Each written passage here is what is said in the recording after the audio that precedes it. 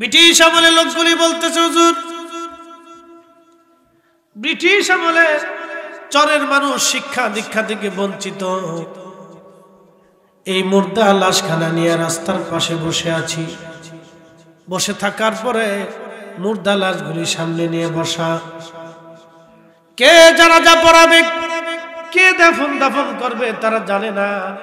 এমন সময় লোকটা সাইকেল চালায় যায়, ওনারা বুঝতে পারলেন লোকটা শিক্ষিত মানুষ, ডাক দিয়ে বলেন, ভাইজান একটু দাঁড়ান, আপনি কি হিন্দু না মুসলমান? বলেন আমি মুসলমান। আপনি যেহেতু মুসলমান, শিক্ষা দীক্ষা আছে, আপনি সাইকেল চালায় যাচ্ছেন, মনে হয় আপনি ব্রিটিশদের চাকরি করেন। বলে হ্যাঁ। আপনি সাইকেল চালায় যাচ্ছেন, আমাদেরকে একটু উপকার করে দেন। বলে কি উপকার? বলে উপকার হলো এই লোকটা মারা গেছে, তিনি আমাদের প্রতিবেশী গ্রামবাসী, আমরা চর অঞ্চলের মানুষ, শিক্ষা দীক্ষা থেকে বঞ্চিত, আমরা কি করে জানাজা পড়তে হয়, কাফন দিতে হয়, এই বিস্তারিত বিষয়গুলি আমাদের একবারে সঠিক মতো আমরা জানি না, আমরা পরিপূর্ণ মতো জানি না। দয়া করে আপনি যদি আমাদেরকে সাহায্য না করেন আমরা বিপদগ্রস্ত হব। এ আল্লাহর বান্দা, আপনি আমাদের এই লোকটাকে একটু জানাজা দাফন কাফনের একটু ব্যবস্থা করে দেন। উনি বললেন, দেখেন আমি ব্রিটিশদের চাকরি করি, সময় মতো অফিসে যদি না যায় তো আমার চাকরি চলে যাবে। বলতেছে, না ভাইজান, আমরা গরিব মানুষ, আমরা কোনো শিক্ষা দীক্ষা তেমন নাই, আমরা পিওর ভাবে জানাজা দাফন কাফন করতে পারবো না, আংশিক জানি আংশিক জানি না, এই জন্য আপনি দয়া করে আমাদেরকে একটু সাহায্য করেন, আপনি দেখাই দুখাই দেন, আমরা সিস্টেম করে আপনার সাথে সহযোগিতা করব। লোকটা বলে দিলেন, কাফনে পানি গরম করো বড়ই পাতা দিয়া, এরপরে কাফনের কাপড় আনতে যাও, এইভাবে কবর খনন শুরু করে দাও। যাই হোক, উনি দেখাই টেখাই দিলেন, কাফনের কাপড় আনা হলো। আল্লাহর বান্দাকে কাফনের কাপড় গোসলাদি করে কাফনের কাপড় পরাইয়া উনি নিজে উপস্থিত থাকিয়া জানাজার নামাজ পড়াইলেন। জানাজা পড়াইয়া কাঁধে করে নিয়ে কবরে নামাইলেন, নামাইয়া অফিসে চলে গেলেন। অফিসে যাওয়ার পরে দেখে ওনার বুকের মধ্যে, ওনার বুকে হাত দিয়ে দেখে আইডি কার্ডটা নাই, ওনার যে আইডি কার্ডটা ছিল, পরিচয় পত্রটা হারাই গেছে। তো বিষয়টি উনি খুব চিন্তিত, আইডি কার্ডটা, ব্রিটিশদের আইন কিন্তু খুব কড়াই, ওরা যে ব্রিজ আজকে 200 বছর আগে করে গেছে, এটি এখন লড়বড় হয়েছে না। আর আমরা 50 বছরের ব্রিজ এই মাঝখানতে খইয়ে ফইরিয়ে ভেঙে চুরিয়ে যায়, মনে হয় যে এটা ল্যাট্রিন হয়ে গেছে। বুঝতে পারছেন? মনে হয় যে এটা ল্যাট্রিন হয়ে গেছে, মাঝখান থেকে খইয়ে ভেঙে ভিতর দিয়ে ঘুরে গেছে। একবার ওই ওরইলে সরাইলের ওরইল যাওয়ার সময় আমার গাড়ির চাক্কা বাস্ট হয়ে একবারে সিরিয়াস হয়ে গেছে। আমি জানি না যে ব্রিজের মাঝখানে ভাঙ্গা এরকম গর্ত হয়ে গেছে। আমার ড্রাইভার দ্রুত গতিতে মাহফিল ধরতে হবে, আমার তো রাত্রিবেলা দ্বিতীয় মাহফিল ধরতে গেলে তো একটু তাড়াহুড়া থাকে।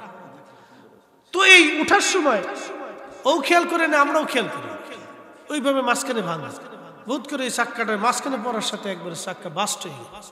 ভাগ্যিস যে বড় ধরনের অ্যাক্সিডেন্ট আমরা করি। এই ধরনের এই পরিবেশও আমাদের দেশে আছে। 30 বছরও হয়েছে না, 20 বছরের একটা, 10 বছরের একটা ব্রিজ ভাঙ্গে মাঝখানতে খইয়ে পড়ে গেছে। আর ব্রিটিশরা 200 বছর আগে ব্রিজ করছে, এখন এটা কিছু হয়েছে না। অথচ দেশের মানুষ ল্যাংটা, বিয়ে হওয়ার আগে বাচ্চা কাচ্চা হয়ে যায়। আর আমরা মুসলমান নামাজ কালাম পড়ি, চুরি করতে একবারে ফাস্ট, মসজিদে জুতা পর্যন্ত নিরাপদ নাই। কি কথা কর না, মসজিদের জুতা পর্যন্ত নিরাপদ থাকে না, যে আমারটা আছে না গেছে, এই চিন্তাই নামাজ অনেকে হয় না। মসজিদ কমিটি পরে গেল, তোমার বাপ চিন্তা করার দরকার নাই, বাক্স তোমার সামনে দিলাম, জুতা সামনে তুই আল্লাহর রাস্তায় সেজদা দাও। কি দেশ আমরা, আজীব দেশ, কি আজীব মানুষ আমরা, যে মসজিদের জুতাটাও নিরাপত্তা দিতে পারি না, আল্লাহর ঘরে জুতার নিরাপত্তা দিতে পারি না, আজীব মানুষ আমরা। মক্কাতে বলে চলে যায় আমার ভাইজান, উনি তো হাজি, এই মাশাআল্লাহ রাহমানিয়া হজ কাফেলার স্বত্বাধিকারী। তা আতিক সাহেব বলতেছেন যে মক্কাতেও বলে চুরি হয়ে যায়, ঘুরে ফিরে পাকিস্তান, ফিলিপাইন, সুদানি, আহা, তোয়াফের মধ্যে পকেট কাটে, তোয়াফের ভিতরে বলে পকেট কেটে বলে দিচ্ছে। আপনি চিন্তা করেন কতটা অসুস্থ মস্তিষ্ক, তাহলে বোঝা গেল সব বেমারি। কথা কর নাকি, ঠিক কিনা? এগুলো কি বেমারি? বেমারি, এই বেমারিতে রোগে ভরে গেছে একবারে মুসলিম মিল্লাতে। প্রিয় উপস্থিতি, খুব মনোযোগ দিয়ে মূল আলোচনায় ফিরে যায়। আল্লাহর বান্দারে দাফন কাফন করাইয়া ওই যে অফিসে যাওয়ার পরে বুকে হাত দিয়ে দেখে তার আইডি কার্ডটা নাই, চিন্তায় পড়ে গেল। সাইকেল চালা আবার আসছে দৌড়াইয়া, ওই আইসে দেখতেছে গ্রামের মানুষ সব আস্তে আস্তে কবর টবর দিয়ে চলে যায়। ডাক দিয়ে বললো, ভাইজান একটু দাঁড়ান, আমি আপনাদের উপকার করছি, আপনারা আমার একটু উপকার করে দেন। বলে কি হয়েছে বলেন? বলে আপনাদের এই গ্রামের লোকটারে আমরা কবর দিয়েছিলাম, তা আমি কবরে নামানোর সময় আমি তোর মাথার কাছে ছিলাম, বুকের কাছে ছিলাম, ওই নামানোর সময় বোধহয় আমার বুক পকেট থেকে আইডি কার্ডটা পড়ে গেছে। তো ওনারাও সারা এলাকায় খোঁজাখুঁজি করে দেখলেন নাই। চিন্তা করলেন কবর সর আর কোথায় থাকবে, তা বললেন কি করা যায়? বলে মাথার কাছ থেকে আপনারা মাটি সরাই দেন, কয়েকটা বাঁশ সরাই দিলে আমি ভিতরে থেকে যাইয়া একবার আইডি কার্ডটা নিয়ে আসবো। আল্লাহু আকবার। ওনারা বলল, দেখেন এই মাসলা মাসাইল তো আমরা কিছু জানি না, এর বিধিবিধানও জানি না, আপনি শিক্ষিত মানুষ, আপনি যা বলবেন তাই করেন, আমরা সাহায্য করব। সবাই উপর থেকে বুক পর্যন্ত মাটি সরাই দিলেন, 2, 3, 4, 5টা বাঁশ সরাই দিলেন। সরাই দেওয়ার পরে আল্লাহর বান্দা হামু দিয়ে ভিতরে ঢুকে দেখলেন, আল্লাহু আকবার, ওই বান্দার চারপাশ দিয়ে উপর দিয়ে নিচ দিয়ে আমার আল্লাহ কবরের মধ্যে ফুলের বাগান বানাই দিছে। আল্লাহ কোরআনে বললেন, হাবিব এই কোরআন যদি আমি পাহাড়ের উপরে নাজিল করতাম, পাহাড়ের উপরে কোরআন যদি জমা করতাম, পাহাড় লারাআইতাহু খাশিয়াম মুতাসাদ্দিআম মিন খাশিয়াতিল্লাহ, আপনি দেখতেন এই পাহাড় আমি আল্লাহর ভয়ে গলে গলে মিসমার হয়ে গেছে। পৃথিবীর সবচেয়ে বড় পাহাড়ের নাম হচ্ছে মাউন্ট এভারেস্ট। এর উচ্চতা আছে 29,000 ফিট। পৃথিবীর সবচেয়ে বড় পাহাড়ের নাম মাউন্ট এভারেস্ট, এর উচ্চতা 29,000 ফিট। বিশালত্ব, বড়ত্ব, এর চেয়ে বড় পাহাড় আর পৃথিবীর মধ্যে নাই। এই পাহাড়ের উপরে যদি কোরআন আল্লাহ জমা করতেন, আমার মালিক আমার আল্লাহ ডাক দিয়ে বলেন, ও আমার উম্মতেরা, লারাআইতাহু, আমার বান্দারা, লারাআইতাহু খাশিআম মুতাসাদ্দিআম মিন খাশিয়াতিল্লাহ, তোমরা দেখতা আমি আল্লাহর ভয়ে কোরআন, কোরআন আমি আল্লাহর ভয়ে ওই পাহাড় গলে গলে মিসমার হয়ে যাইত। কিন্তু আশ্চর্য হলেও সত্য, এই কোরআন শরীফ আমার আল্লাহ পাক তার নবীজির কলব মুবারকে একদিন না 2 দিন না 23 বছরের জীবনে 22,000 বার জিব্রাইলের আগমনে 114টি সূরার মাধ্যমে 30টি পারার মাধ্যমে 6,666 আয়াতের মাধ্যমে আমার আল্লাহ তার হাবিবের কলব মুবারকে কোরআন জমা করেছেন। তাহলে আপনি পাহাড়ের উপরে কোরআন রাখলে যদি পাহাড় গলে মিসমার হয়ে যায়, তাহলে এবার বুঝেন তো আমার নবীর কলব মুবারকের ওজন কত। একবার জোরে বলা যাবে কি আল্লাহু আকবার। এখান থেকে একটা মাসালা আছে, খালি ওয়াজ করে গেলে হবে না, মাঝখানে দিয়ে টুকিটাকি এই মাঝে মধ্যে আপনাদেরকে কিছু বিষয়ের উপরে ধারণা দিয়ে যাবে। মনোযোগ দেন। কোরআন যদি পাহাড়ে রাখতো তো পাহাড়ে নিক্ষেপ করলে এই আল্লাহর ডরে এই পাহাড় গলে মিসমার হয়ে যেত। এই কোরআন আল্লাহ তার রসুলের কলব মুবারকে নিক্ষেপ করলে, কলব মুবারকে নাজিল করলে, কলব মুবারকে অবতরণ করলে, কলব মুবারকে কোরআন আল্লাহ দিলেন। এবার আপনি বলেন তো তাহলে নবীজির কলব মুবারকের ওজন কত এবং শক্তি কত? একসাথে বলবেন না আল্লাহু আকবার। তাহলে বোঝা গেল যারা বলে রসুল আমাদের মতো তারা ভুলের মধ্যে আছে। কি কথা কর না কেন? তারা কিসের মধ্যে আছে? ভুলের মধ্যে আছে। আমরা যারা আমাদের রসুলকে আমাদের মতো ভাবি না, রসুলকে মহান মনে করি, আমরা আহলে সুন্নাত ওয়াল জামাত সঠিক পথে আছি। কথা কন ঠিক কিনা? আমরা সঠিক পথে আছি। এই হক আর বেহকটা বোঝানোর জন্য আপনাদেরকে আমি এই বিষয়ের উপর থিম ধারণা দিলাম। হক বেহক বুঝতে হবে। যা আল হক জাহাকাল বাতিল, হকের আগমনে মিথ্যা দূরীভূত হবে। যেখানে সত্য আসে সেখানে মিথ্যা পলায়ন করে। ঠিক ঠিক। তো আহলে সুন্নাত ওয়াল জামাত এটা সত্য। আমরা যে আকীদা আহলে সুন্নাত ওয়াল জামাতে পোষণ করি এটা সত্য। যারা আমাদেরকে বেদাতি বলতেছে তারা মিথ্যাবাদী। কথা কন না কেন, ঠিক কিনা? আমাদেরকে যারা বেদাতি বলতেছে তারা মিথ্যাবাদী, কাজ্জাব, চরম।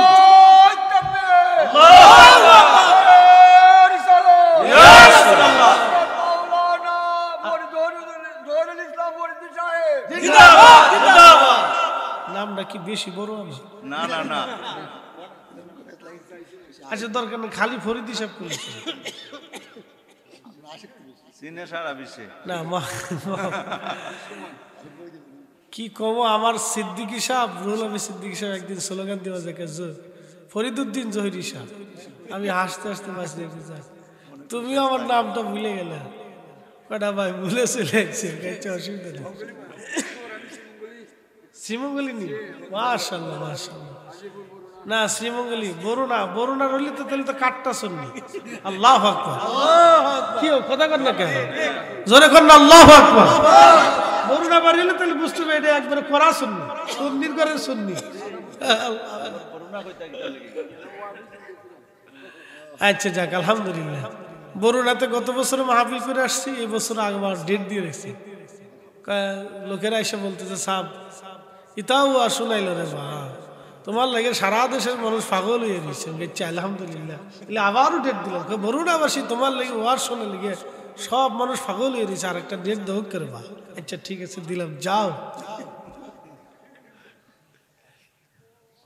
তো যাই হোক আলহামদুলিল্লাহ। এই যে আমাদের আকীদা, আমরা কত পদ্ধতিতে কত ভাবে আমরা রাসূল করিম সাল্লাল্লাহু আলাইহি ওয়াসাল্লামের শান ইজ্জত আজমতকে বুঝতে পারি, কেবল একটার মাধ্যমে শুরু করলাম। তাহলে এই কোরআনের সাহিব যিনি, তিনার পবিত্র কাল্ব কত মর্যাদাপূর্ণ ছিল। হাজরাতে আম্মা জানা আয়েশা সিদ্দিকা রাদিয়াল্লাহু আনহা, আমাদের মা জননী, নবীজি বেতরে নামাজ না পড়ে ঘুমাইতেন। তাহাজ্জুদ আর বেতরে নামাজ আল্লাহর নবী একসাথে পড়তেন। তাহাজ্জুদ পড়তেন 8 রাকাত, বেতরে নামাজ পড়তেন নবীজি 3 রাকাত, এই মোট 11 রাকাত। ওই 8 রাকাতের তাহাজ্জুদ আজকে আমার দেশে যারা বুকে হাত বেঁধে নামাজ পড়ে, ওরা ওই 8 রাকাতের তাহাজ্জুদের হাদিসে তারাবির নামাজে লাগাই দিছে। দেখেন কত বড় দুষ্ট। আহলে সুন্নাত ওয়াল জামাত যে হক, এটা আপনাদেরকে আরো পরিষ্কার ভাবে বুঝাইতেছি। আল্লাহর নবী কিতাবুস সাওম বুখারীর মধ্যে আসছে, প্রিয় নবীজি তারাবির নামাজ পড়তেন, দুঃখিত নবীজি তাহাজ্জুদ পড়তেন 8 রাকাত, বেতরে নামাজ পড়তেন 3 রাকাত। যারা লামাযহাবী এরা বলে বেতরের নামাজ 1 রাকাত, অথচ আমার নবীজি বেতরের নামাজ পড়তেন 3 রাকাত।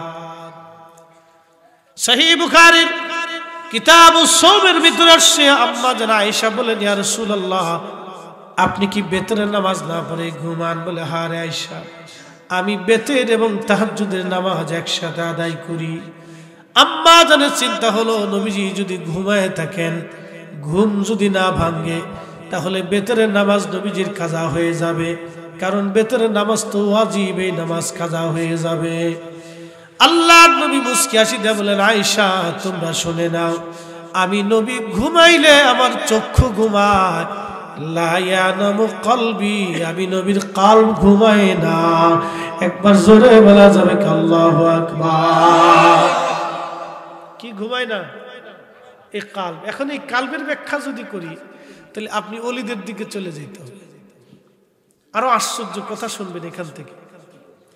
যদি এখন আমি শুধু কালবের তাফসীর করি, কাল এইটা নিয়ে শুধু ওয়াজ করি, আমি শুধু এটার উপরে যদি ওয়াজ করি, তাহলে আপনি বুঝবেন যে আল্লাহ রাসূলের শান কত মহান, ওলিদের সম্মান কত মহান। শুধু এই এখান থেকে যদি ওয়াজ করি, তারপর করতে হবে। আমাদের কত ধরনের ওয়াজ আছে, কত কোয়ালিটির ওয়াজ, কত সিস্টেমের ওয়াজ। কোরআন হাদিস তো একটা মহাসমুদ্র, এখানে কোনো শেষ নেই। আমরা কিচ্ছু জানি না, কোরআন হাদিসের কিচ্ছু আমাদের জানা নেই।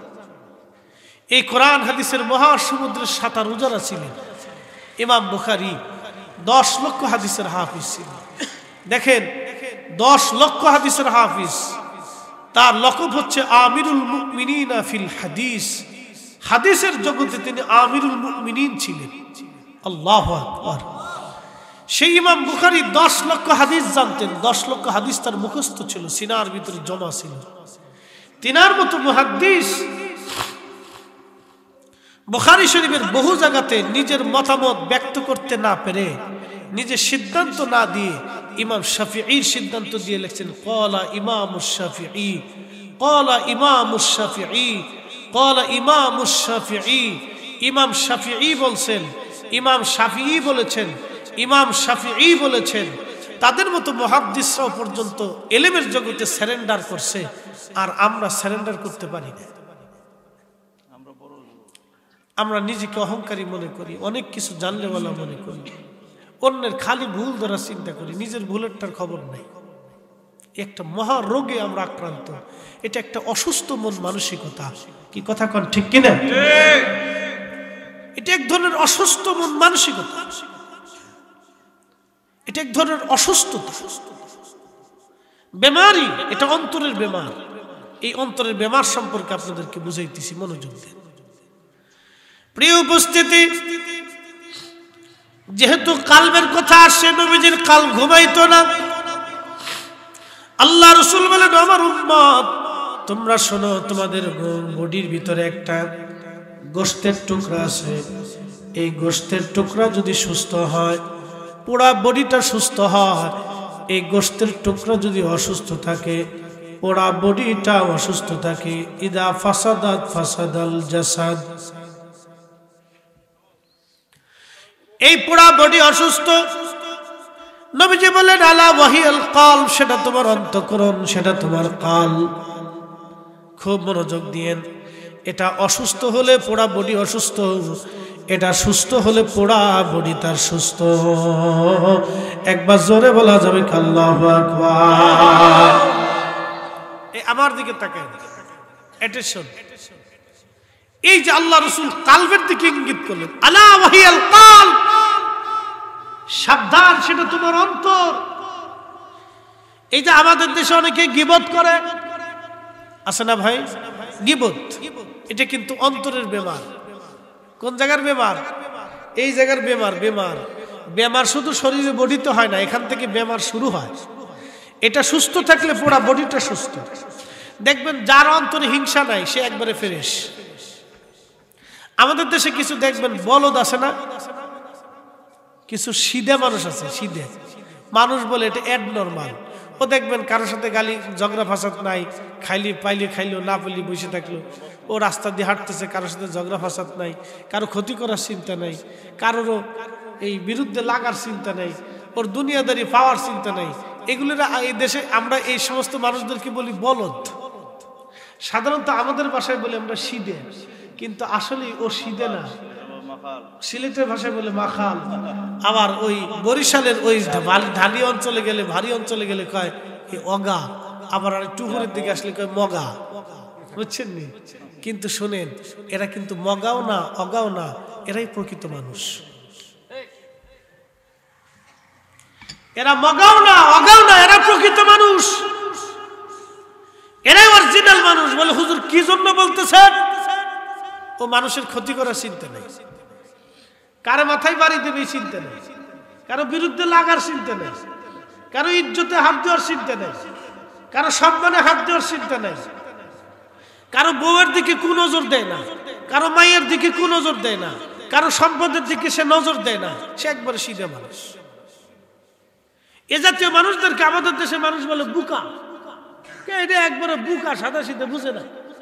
আর যে বেটা চুরি সপ্তমী করে, অকাম কুকাম করে, অশান্তি বিশৃঙ্খলা করে, লোকটা খুব বেরেনওয়ালা, খুব সালা। কি কথা কর না, শয়তান বেশি, খুব বেরেনওয়ালা, খুব মাথা আছে। গিরিঙ্গি বুদ্ধি খুব বালা, ব্রেন আছে। ব্রেন আছে বেটা, কই তবু বেরেন আছে, কই তবু বেরেন আছে, এবার বলে বেরেন আছে। হেটারে যে শয়তানের টালা এটা বুঝে না, হেটারে টালাই কিসে? শয়তানে, এটা অসুস্থ, বেমারি। আল্লাহ রাসূল এই মানুষদেরকে বেমারি বলছে, এটা অসুস্থ, এটা অসুস্থ মানুষ, নিজে অসুস্থ, পরিবারকে অসুস্থ রাখে, সমাজকেও অসুস্থ করে রাখে। সমাজের ভিতরে গন্ডগোল ফাসাদ হলে কাজ হলে মিটমাট করে দেওয়া, সুলাহা করে দেওয়া, কিন্তু হাতে না করে কি করে আরো ফিন মেরে দিয়ে ভেজাল আরো বাড়ায় দেয়।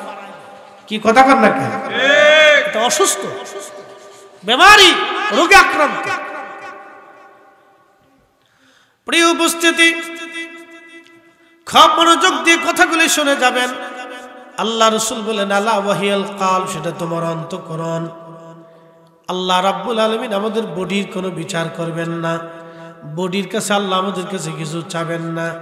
আল্লাহ চাবেন এই অন্তরকে ডাক দিবেন, ইয়া আইয়াতুহান নাফসুল মুতমাইন্না,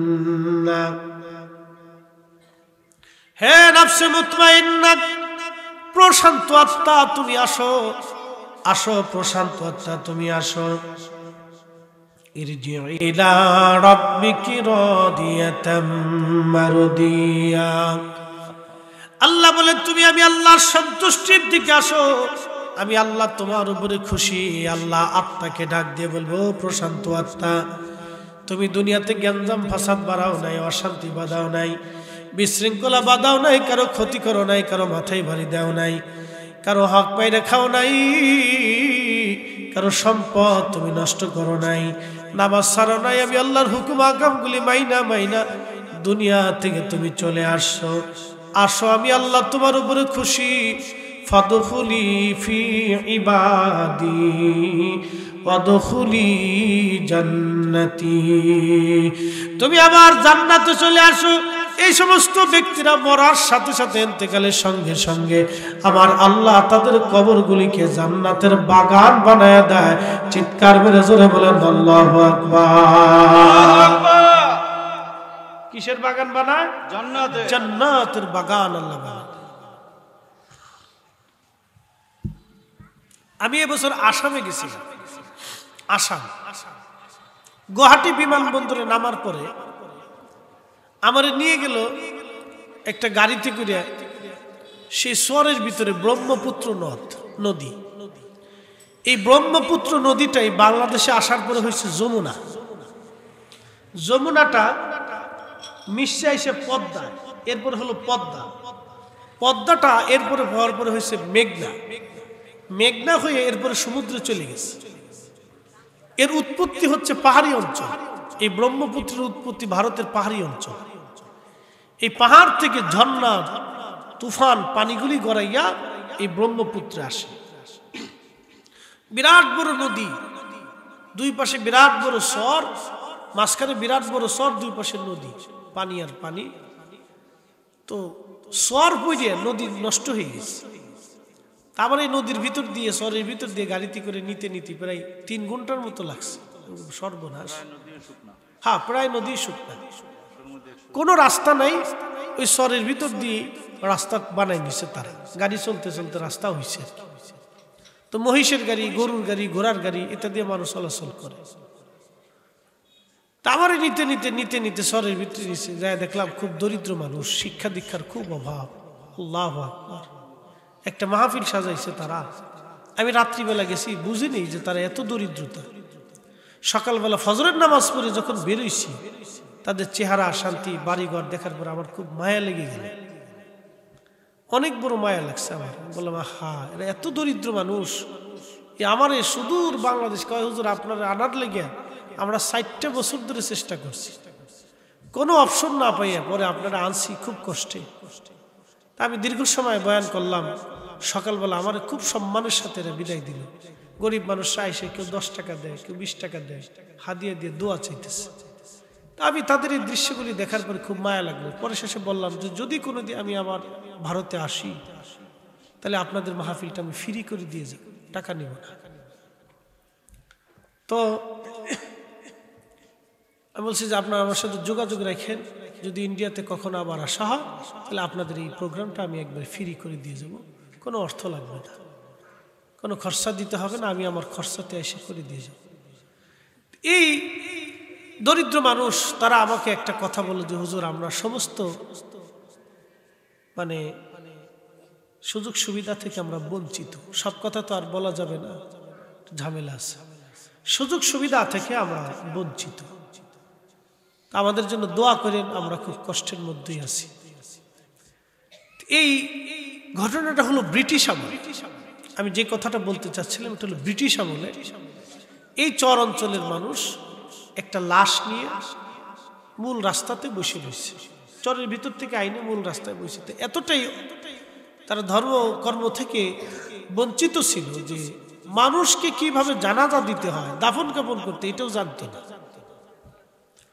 তো তাদের একজন মানুষ মারা গেছে, মারা যাওয়ার পরে তারা চর থেকে আসিয়া ডাঙ্গায় উঠাইয়া লাশটা নিয়ে বসে রয়েছে।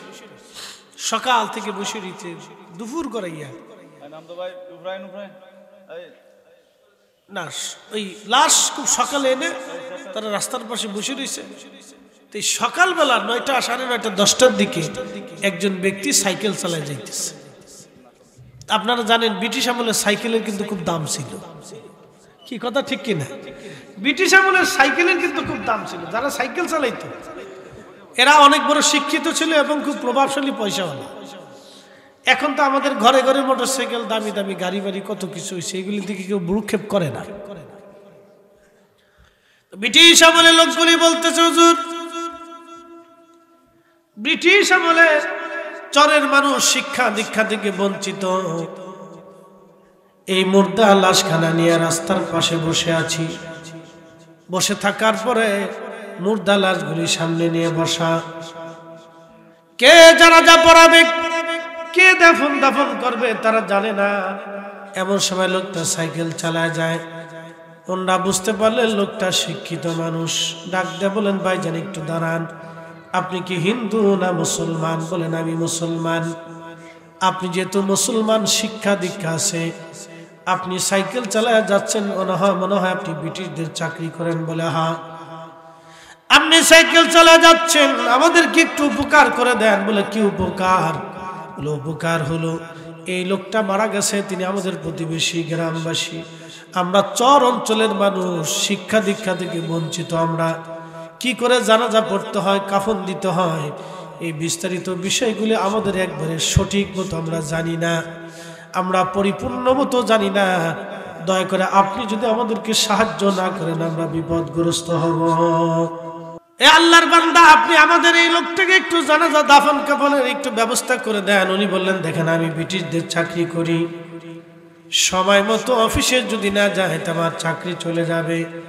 বলতেছে না ভাইজান, আমরা গরিব মানুষ, আমরা কোনো শিক্ষা দীক্ষা তেমন নাই, আমরা পিওর ভাবে জানাজা দাফন কাফন করতে পারবো না, আংশিক জানি আংশিক জানি না।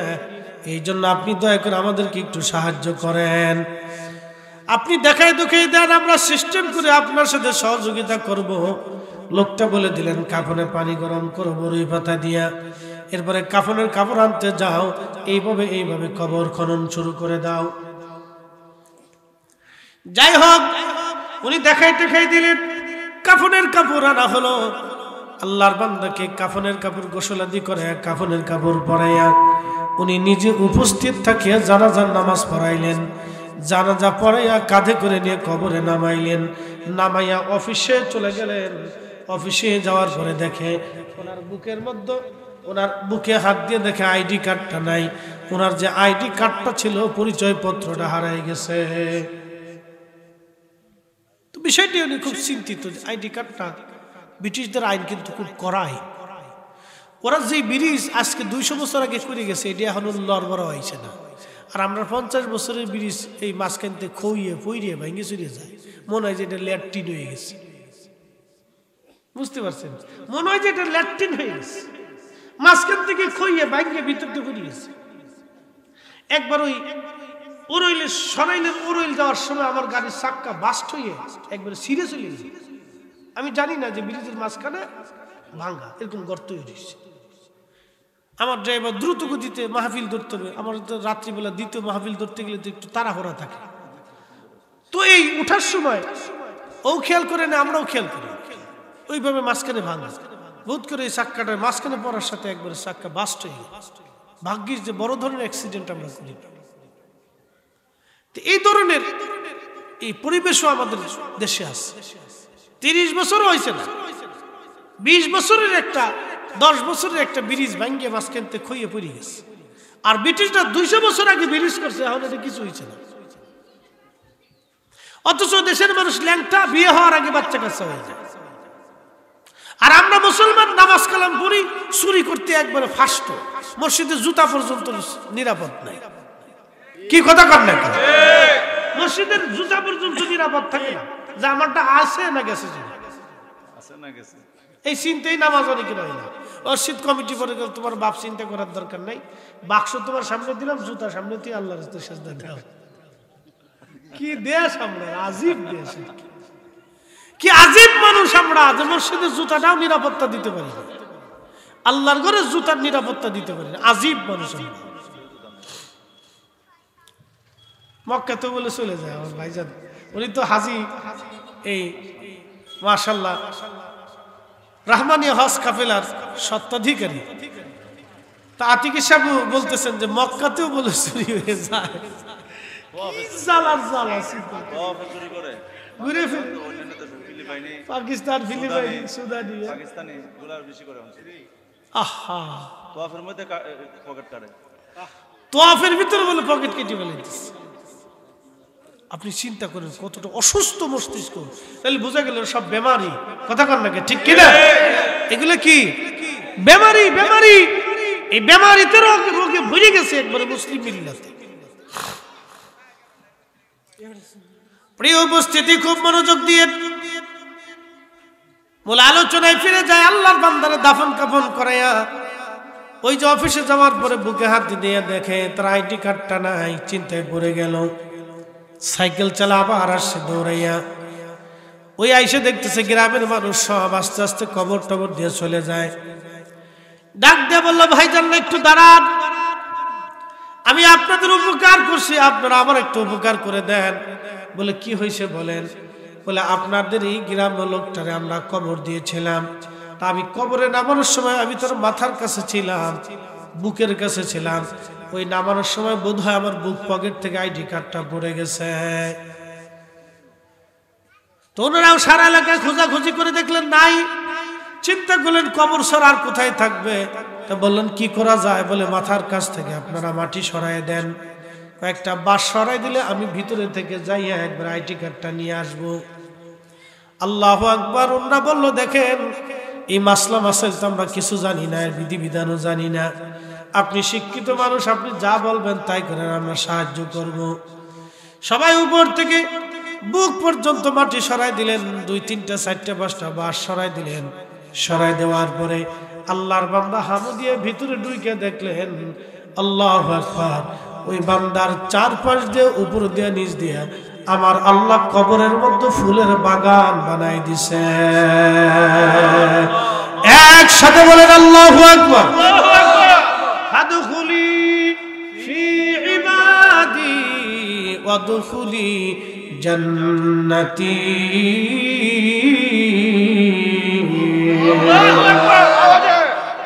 এখন এই আয়াত থেকে একটা মাসালা বলে দিয়েছে, কোরআনে কি কোনো ভুল আছে? না। আমার দিকে তাকান, ওয়াজ শেষ। কোরআনে কি কোনো ভুল আছে? না। তো আল্লাহ কোরআনে বলছে ফাদখুলি ফি ইবাদি ওয়াদখুলি জান্নাতি। এ আমার প্রশান্ত আত্মা, এ বেমারহীন আত্মা, এ আমার পবিত্র আত্মা, হে আমি আল্লাহর মোহাব্বত করনে বল আত্মা, আমি আল্লাহ তোমারে ভালোবাসি, তুমি আমি আল্লাহকে ভালোবাসছো, তুমি আসো আমি আল্লাহ সন্তুষ্টির দিকে।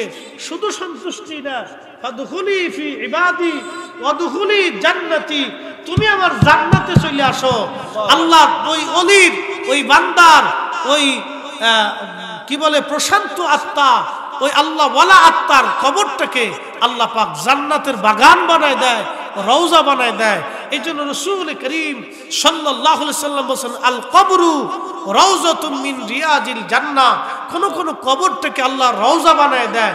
আরে নবীর উম্মতের কবর যদি আল্লাহ রওজা বানায়, নবীর উম্মতের কবর যদি জান্নাতের বাগান হয়, আল্লাহর কোরআন দিয়া রাসূলের হাদিস দিয়ে আমরা যেটা জানতে পারলাম, নবীর গোলামের কবর যদি রওজা হয়ে যায়, আর আমার দেশে যারা নবীর কবরকে রওজা মানতে চায় না, তারা হচ্ছে এদেশের আজাজিলের দালাল। কথা বলেন ঠিক না বেঠে? তাহলে আমরা সুন্নিরা হক না বেহক? কথা কোন আমরা হকে না বেহকে? আমরা হকের উপরে আছি। আমরা কিসের উপরে আছি? হকের উপরে আছি। এই জন্য ওরা আমার আরে বকে, ওরা আমরা রে কয় বেদাতি, ওর বেদাতের ফতোয়ার গোষ্ঠী কি লাই? কি কথা কন না কেন? বেদাতের ফতোয়ার গোষ্ঠী কি লাই? ও যত ফতোয়া দিক, ও ছাতা দেখার টাইম আমাদের নাই। আমরা ঘরে ঘরে মিলাদ পড়াবো। কথা কন না কেন? ঠিক কিনা? আল্লাহ কবুল করুক। সকলে বলেন আমিন। একটু দরুদ শরীফ বলেন আল্লাহুম্মা সাল্লি আলা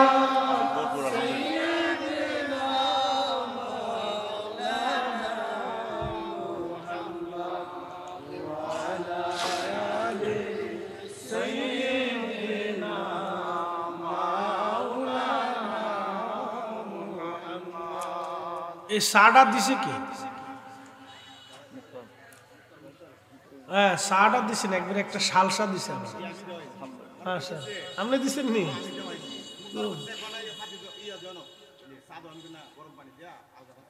একবারে একবারে সালসা দিছে, একবার অরিজিনালটা দিছে। চিনি বাদ দিয়ে, আদা দিয়ে, এগুলো দিয়ে চা খাবেন। এটা একটা ওষুধ, শরীরের বিরাট উপকার করে। এক কাপে চার ভিতরে 3টে আপেলের প্রোটিন থাকে, বুঝতে পারছেন? এইভাবে চা খাবেন, চিনি মুক্ত। ডায়াবেটিস চালানোর সুবিধা হবে আদা দিয়ে। মনে রাখেন, আল্লাহ বেহেশত ঢুকানোর পরে আগে আদার শরবত খাওয়াবে।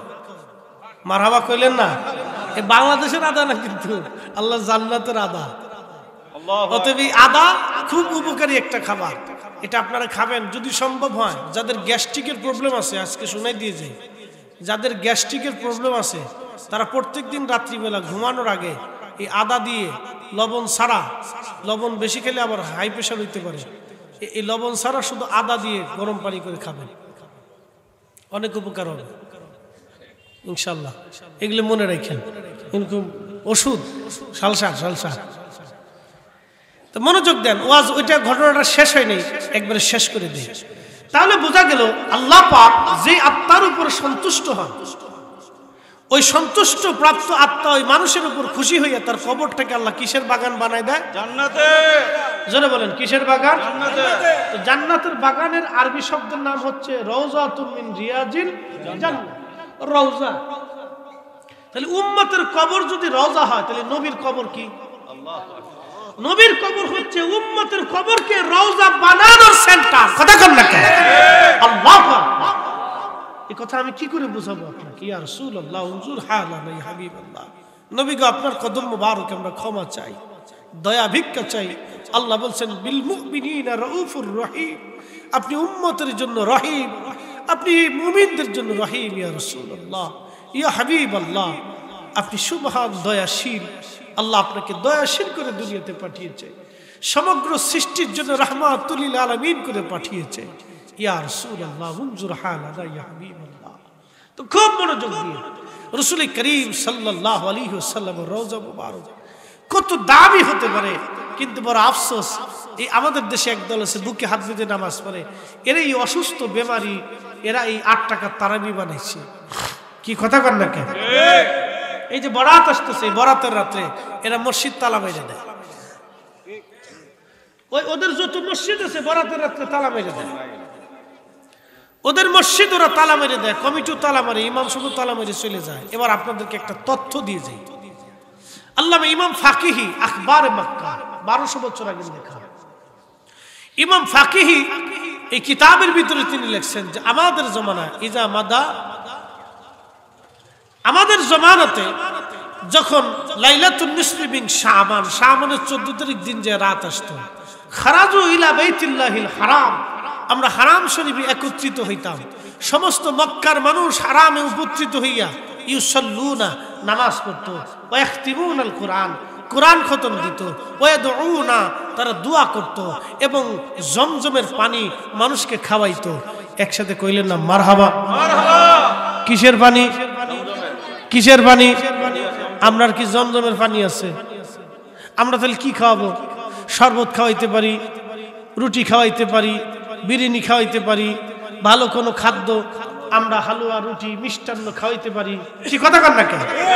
1200 বছর আগের মুসলমান যদি জমজমের পানি খাওয়াইতে পারে, 1200 বছর আগে ইমাম বুখারীর জমানা, ইমাম বুখারীর জমানা, ইমাম তিরমিজির জমানা, ইমাম আবু দাউদের জমানা, ইমাম মুসলিমের জমানা, আল্লাহু আকবার, সেই জমানার মুসলমান যদি বরাতের রাত্রিবেলা বরকতের জন্য নেকির উদ্দেশ্যে হারাম শরীফে আসিয়া নামাজ পড়তে পারে, দোয়া করতে পারে, কোরআন খতম দিতে পারে, 1400 বছর আগে থেকে হারাম শরীফে তালা মারা হয় না, মসজিদে নববীতে তালা মারা হয় না, মসজিদে কুবাতে তালা মারা হয় না, মসজিদে বাইতুল আকসায় তালা মারা হয় না। আজকে ওরা কারা যারা আমাদের দেশের মসজিদে বরাতের রাত্রিবেলা তালা মেরে দেয়? এই সব ইহুদিদের দালাল, শয়তানের দালাল। ওই মসজিদ কমিটিরে জুতা দিয়ে বেরিয়ে দিতে হবে। কথা বলেন ঠিক না? ঠিক।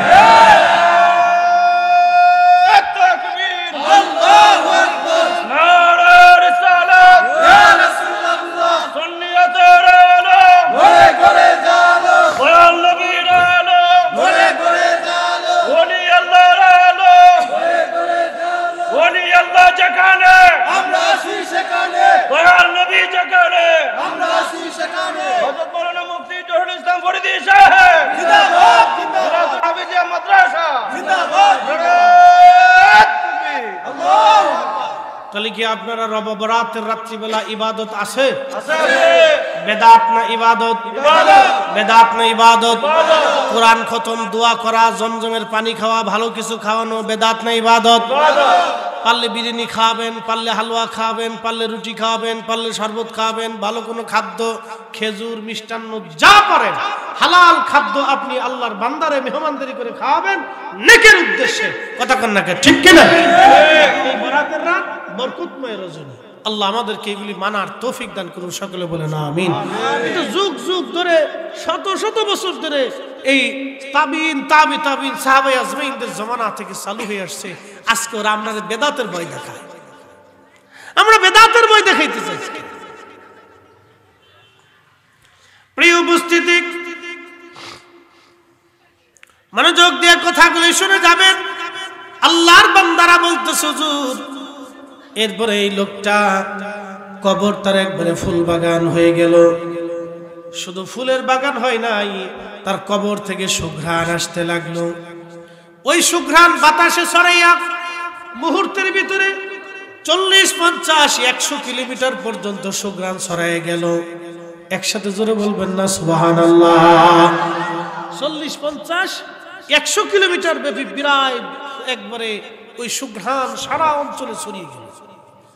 তো এই খবরটা বাতাসের মতো একবারে সারা এলাকায় ছড়িয়ে পড়লো। হাজার হাজার লাখে লাখে মানুষ আসতেছে যাকে যাকে হিন্দু মুসলমান এটা দেখার জন্য যে কি হইল। তো বহু দূর থেকে উলামা ইকরাম তারাও আসছেন এই সংবাদ শুনে। আস্তে আস্তে বিকেল সন্ধ্যা হয়ে গেল। একবারে দীর্ঘ টাইমে লাখে লাখে মানুষ জমা হয়ে গেল তার কবরটা দেখার জন্য। সবাই এসে দেখতেছে কবর থেকে এক নবীন সুঘ্রাণ, আল্লাহু আকবার, শুধু সুঘ্রাণ বের হয়ে আসতেছে আর কবরটা ফুলের বাগানে পরিণত হয়ে গেছে। ইয়া রাব্বি আল্লাহ, কত চমৎকার এক বাস্তবতা! এই দৃশ্যখানা দেখার পরে সমস্ত মানুষ ভিড় করে ফেলছে যে কবরটা এরকম হলো কেন। তো উলামা ইকরাম আসছে। তো উলামা ইকরামের চিন্তা হলো তার আমল কি ছিল এটা একটু জানতে হবে। লোকটার আমল কি ছিল, কি করতো সে, কি কারণে আজকে তার কবরটাকে আল্লাহ ফাদখুলি ফি ইবাদি ওয়াদখুলি জান্নাতি, জান্নাতের ঘর বানাই দিয়েছে আল্লাহ। কারণটা কি, ইবাদতটা কি? ওই যে ইয়া আইয়াতুহান নাফস, প্রশান্ত আত্মা। আল্লাহু আকবার, এটা আমাদেরকে বুঝতে হবে। প্রিয় মুসলমান, উলামা ইকরাম এসে জিজ্ঞেস করলো তার আপনজন কেউ কি আছে? লোকেরা বলল হ্যাঁ, তার ঘরে একটা মাত্র মেয়ে আছে, তার স্ত্রী মারা গেছেন অনেক দিন আগে। বলল তাহলে মেয়েটার কাছে নিয়ে চলেন। উলামা ইকরাম তার বাড়িতে গেলেন। একটা ছোট্ট ঝুপড়ি কুড়ে ঘর, খুবই হত দরিদ্র মানুষ ছিলেন তিনি, দিনহীন একেবারে দরিদ্র মানুষ। দিন আনতেন, দিন খাইতেন, একবারে খুব কষ্টে তাদের দিনাতিপাত চলতো। আল্লাহর বান্দা উলামা ইকরাম যখন ওই মেয়েটার কাছে গেলেন, সালাম দিলেন, জিজ্ঞেস করলেন, মা, ও মা, আপনি একটু বলেন তো, আপনার আব্বার কবরটা আজকে ফুলের বাগান হয়ে গেল, কবরের ভিতর থেকে এরকম বেহেশতের মিষ্টির ঘ্রাণ আসতেছে, 50-100 কিলোমিটার ব্যাপী ঘ্রাণ ছড়িয়ে গেছে, সারা এলাকায় সুঘ্রাণে ভরপুর হয়ে গেছে। দয়া করে মা বলবেন কি তাদের জীবনের আমল কি? বসাচ্ছি, আমরা বসাচ্ছি। থাক থাক, এই লাড়াচাড়া দিন, এই যে আমার দিকে রাখেন, একটা ওয়াজে একটা গুরুত্বপূর্ণ কথাই আছে। অন্যদিক মন মানসিকতা গেলে বুঝতো না, মাইন্ড নষ্ট হবে। আমার দিকে তাকান, জাগা হবে, আমরা কিয়াম করলে সামনের দিকে সবাই চলে আসবে, এমনি জাগা হয়ে যাবে ইনশাআল্লাহ। আসেন, খুব মনোযোগ দিয়ে এই যে আমার দিকে তাকান, খুব ইম্পর্টেন্ট কথা। আমরা যারা মুরব্বীরা আছি সামনে চলে আসে, বসে পড়ি। আমরা বেশি লম্বায়িত করব না, আমি বেশি দীর্ঘায়িত করার সুযোগ নাই, কারণ অনেকেই দুপুর টাইমে বাসার থেকে না খেয়ে আসছে, জানে যে মাহফিল একটু তাবারক আছে, তাই না? অনেকে না খেয়ে আসছে, আমি আর বেশি লম্বা করব না, কষ্ট হবে। আবার অনেকেই ফ্যাট বেড়ে খাইয়ে টিয়ে চলে আসছেন যে হুজুর কোন সময় শেষ করে ঠিক না, আগে খাইয়ে যাই। আর যারা ফার্স্ট টাইম এসে তারা অনেকে না খেয়ে আসছে। তো এই জন্য আমি ফার্স্টের কথাও চিন্তা করতে হবে, লাস্টের কথাও চিন্তা করতে হবে। তো ইনশাল্লাহ আমরা একটা মধ্যবর্তী টাইমে বসবো ইনশাল্লাহ। আপনারা যারা পিছনে এর সামনে চলে আসেন, এই পাশ দিয়ে চলে আসেন, একটু দূরে সে পড়ে আল্লাহুম্মা সাল্লি আলা মাওলানা মুহাম্মাদ ওয়া আলা আলি সাইয়্যিদিনা।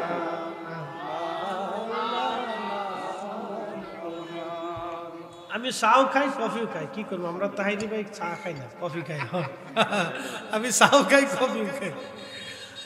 তা খুব মনোযোগ দিয়ে অ্যাটেনশন। তো উলামা ইকরাম মেয়েটাকে জিজ্ঞেস করতেছে, ও মা, তুমি কি বলবা তোমার আব্বার জীবনের আমল কি ছিল, যে তার কবরটাকে আল্লাহ বেহেশতের বাগান বানাই দিল, কবরের ভিতর থেকে এই 50-100 কিলোমিটার ব্যাপী সুঘ্রাণ ছড়িয়ে যে একবারে মানুষ পাগল পারা হয়ে গেল, তুমি কি বলবা তোমার বাবার জীবনের আমল কি ছিল?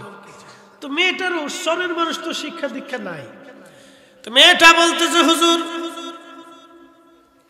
আমার আব্বা জান দিনহীন একজন মানুষ ছিলেন, মা মারা গেছে অনেক দিন আগে।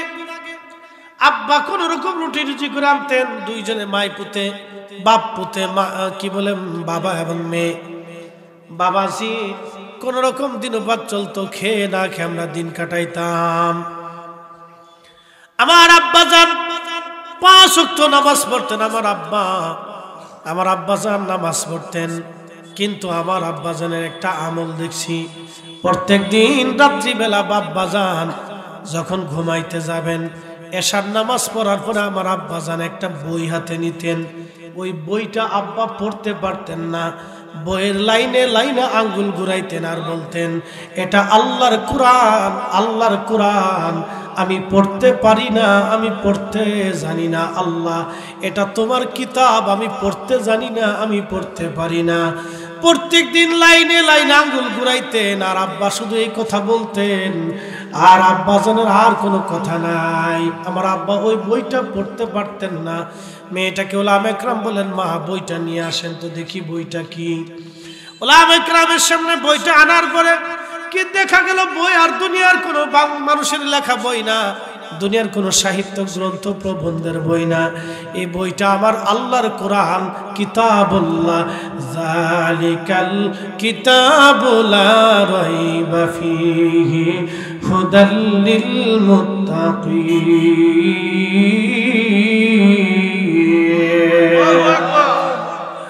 ওটা কোরআন শরীফ, ওই বই অন্য কোন বই না, এটা আল্লাহর কালাম, এটা আল্লাহর কোরআন, আল্লাহর কোরআন।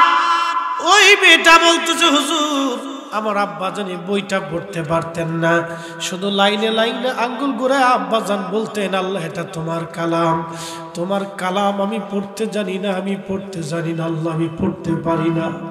উলামা ইকরাম বলল, মা, কোরআন শরীফটা ঘরের ভিতরে নিয়ে রাখো। ওলামায়ে কেরাম দেখলো প্রত্যেক লাইনে লাইনে দাগ পড়ে গেছে, আঙ্গুল ঘুরাইছে দাগ পড়ে গেছে, প্রত্যেক লাইনে লাইনে দাগ পড়ে গেছে।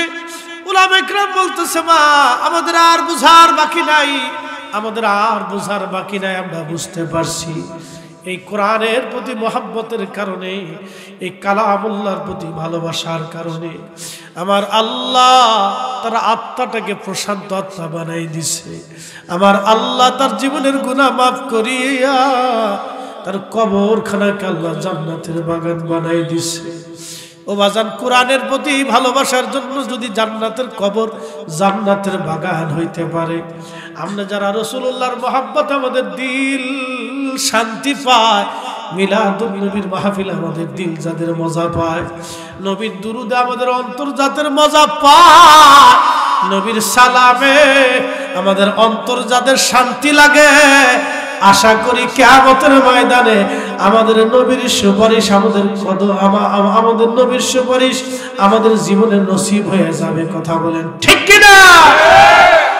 শ্রেষ্ঠ নবী দিলাম তরিয়ে নিতে রোজা শুরি, পথ না ভুলি তাই তো দিলে পাক কোরআনের বাণী, খুদা তোমার মেহেরবানি, সুন্দর ফুল সুন্দর ফল মিঠা নদীর পানি, খুদা তোমার মেহেরবানি। তাহলে এই যে ইখলাসের সাথে বান্দাটা কোরআন শরীফকে মহব্বত করত, আপনারা এই যে মাদ্রাসা বানাইছেন, ছেলেরা আজকে কোরআন মুখস্থ করছে, কয়জনের পাগড়ি হবে আজকে? 3টা ছেলে আজকে কোরআন শরীফ মুখস্থ করছে, ওরা পাগড়ি পাবে। একসাথে বলবেন না মারহাবা? আপনারা খুশি হন নাই? আচ্ছা, এই মাদ্রাসায় সহযোগিতা করছেন কে কে? একটু হাত বাড়াবেন, কম আর বেশি যারা যারা সহযোগিতা করছেন। এই মাদ্রাসায় যারা সহযোগিতা করছিলেন আগে, এখন আমি চাইতেছি না যে এখন টিয়া দেন, ভয় নাই, আগে যারা সহযোগিতা করছিলেন কারা কারা করছিলেন একটু হাত উঁচা করেন তো। না সমস্যা নেই, আপনি টাকা দিয়ে, পয়সা দিয়ে, কথা দিয়ে, বার্তা দিয়ে, ভালোবাসা দিয়ে সহযোগিতা যে যেভাবে করছেন, করছেন তো? আচ্ছা হাত নামান। যে কয়জনই করছেন মনে রাখেন আপনাদের টাকা, অর্থ, সহযোগিতা আজকে বিফলে গেল না, এটা কাজে লেগে গেল। আপনার এই অর্থটা বিফলে যায়নি, এটা কাজে লাগছে। এটা বোঝানোর জন্য এই কথাটা আপনাদের হাত উঠাইছি যে আপনার এই টাকাটা, এই অর্থটা বিফলে যায় নাই, এটা কাজে লেগে গেল। আজকে কোরআন শরীফের প্রতি মায়ার কারণে, ভালোবাসার কারণে, তাজিমের কারণে একজন মানুষের কবর যদি এরকম জান্নাতের বাগান হইতে পারে, তাহলে কি হতে পারে?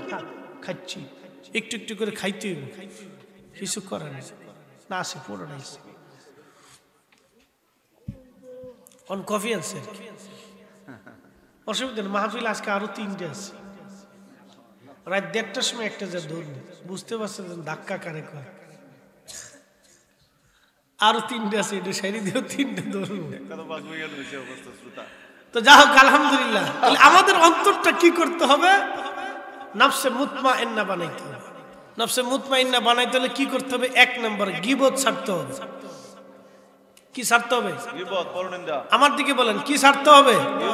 গীবত মানে কি? পরনিন্দা, একজনের দোষ আরেকজনের কাছে বলা, এগুলি ঠিক না। নিন্দা, পরনিন্দা, গীবত ছাড়তে হবে। এই গীবত যদি ছাড়তে পারেন তাহলে আশা করি অন্তর সাফ হবে। আর একটা হচ্ছে হিংসা। একজন ভালো খাচ্ছে, ভালো পড়তেছে, আপনি হিংসা করবেন না, আপনি তার জন্য দোয়া করবেন। অনেক সময় দেখা যায় পার্শ্ববর্তী খেতে, ধান খেতে প্রচুর ধান হয়েছে, আপনার হিংসা লাগতেছে, হিংসা করবেন না। আপনি আল্লাহকে বলবেন, আল্লাহ তুমি আমার পার্শ্ববর্তী ধান খেতে তুমি সুন্দর ধান দিছো, আল্লাহ তুমি তোমার বান্দারে রিজিক দিছো, আমি তো তোমার একজন বান্দা, তুমি আমারও এরকম দয়া করো, আমারও একটু রিজিক বাড়াই দাও। তাহলে দেখবেন যে আল্লাহ আপনার এই রিজিকটা ভিন্নভাবে হলো আল্লাহ আপনার বাড়াই দেয়। বুঝছেন? আল্লাহ সাহায্য চাইতে হিংসা করা যায় না। আতাল কুবাইয়া, আরেকজনের জমি দখল করার দরকার নাই। আইল কুবাইয়া, আরেকজনের জমির ভিতরে যাওয়ার প্রয়োজন নেই। আপনার যতটুকুন আছে অতটুকুনির ভিতরে সন্তুষ্ট থেকে বলেন, আল্লাহ আমি আইল কুবাই নেই, ঠেলাঠেলি করি নেই, তুমি আমার লাল না কুবাইয়েই তুমি আমার 2 গুণ 3 গুণ 70 গুণ 700 গুণ বাড়াই দিতে পারো। আল্লাহ তোমারই বান্দা, তোমার এই হালাল জমি টুকুনির ভিতরে আমি ফসল বনেছি, আল্লাহ তুমি দেওয়ার মালিক। তো দেখবেন যে আল্লাহ আপনার বরকত দিয়ে দিচ্ছে। ইখলাসের সাথে চাইতে হবে। হিংসা এখান থেকে দূরে থাকতে হবে। গীবত এগুলি থেকে দূরে থাকতে হবে। গীবত হাসতে হাসতে আমরা কবিরা গুনাহ করি। আল্লাহ রাসূল বলেন, উম্মত তুমি কি তোমার মরা ভাইয়ের গোশত খাওয়া পছন্দ করো? সাহাবীরা বলেন, না ইয়া রাসূলুল্লাহ। নবী বলেন, গীবত হলো মরা ভাইয়ের গোশত খাওয়া। কেউ যদি গীবত করে তাহলে সে যেন তার মৃত ভাইয়ের গোশত ভক্ষণ করলো। মরা মানুষের গোশত যেমন নাপাক, গীবত করা ওই রকম নাপাক।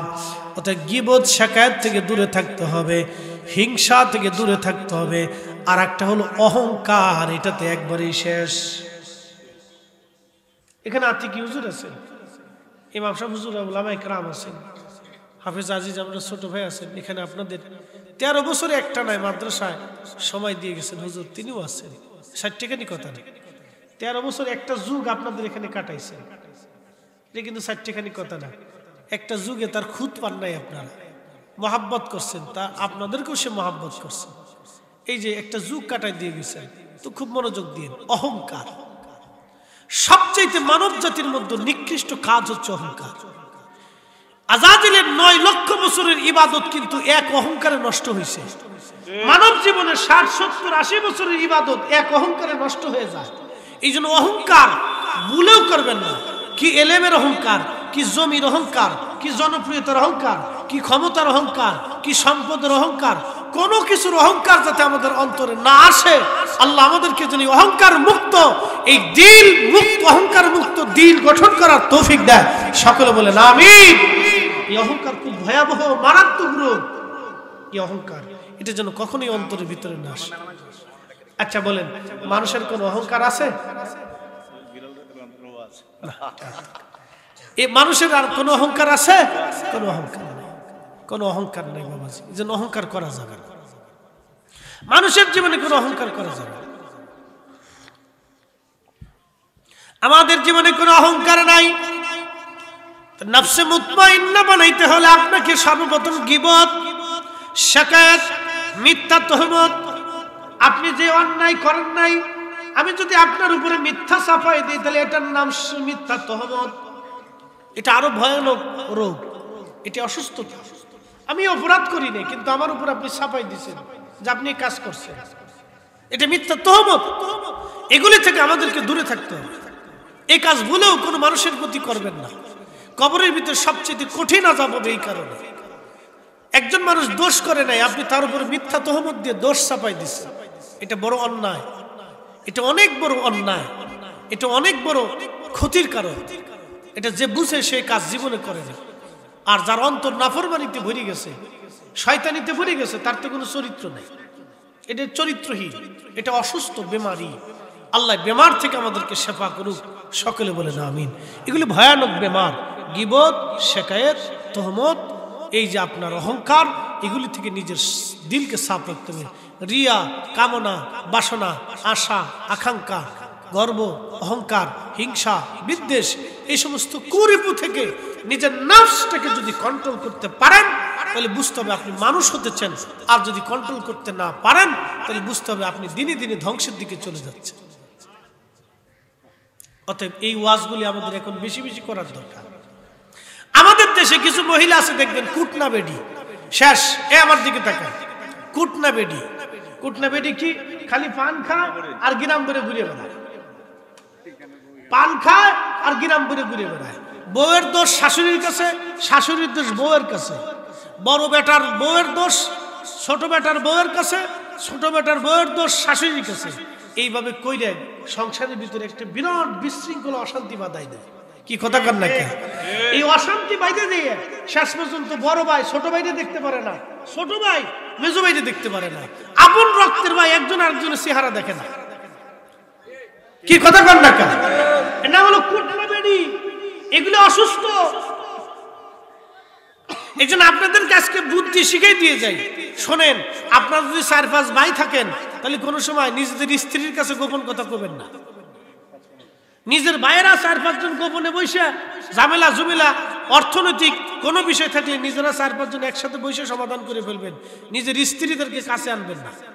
কারণ এদিক দিয়ে খুশা দেয়, এটা এদিক দিয়ে খুশা দেয়, এটা এদিক দিয়ে খুশা দেয়। এই কি কথা বল না কেন?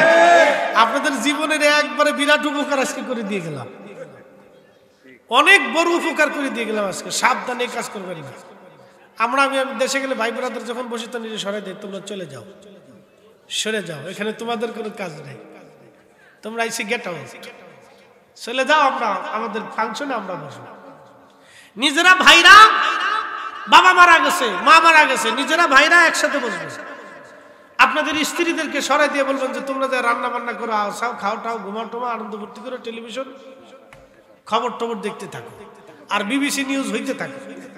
তোমরা চলে যাও, আমরা ভাই ব্রাদার মিলে আমাদের কাজ আমরা সেরে দেখবেন। 3 ভাই 4 ভাই একসাথে বসে গেছেন, সুন্দর সমাধান এসে গেছে, কোনো ঝামেলা নেই। আর যখনই এই তৃতীয় পক্ষ নিয়ে আসবেন, ওই তৃতীয় পক্ষে ডান দিক দিয়ে খোসা দিবে, বাম দিক দিয়ে দিবে, এদিক দিয়ে দিবে, এদিক দিয়ে দিবে, বাস লেগে গেছে আমার যুদ্ধ।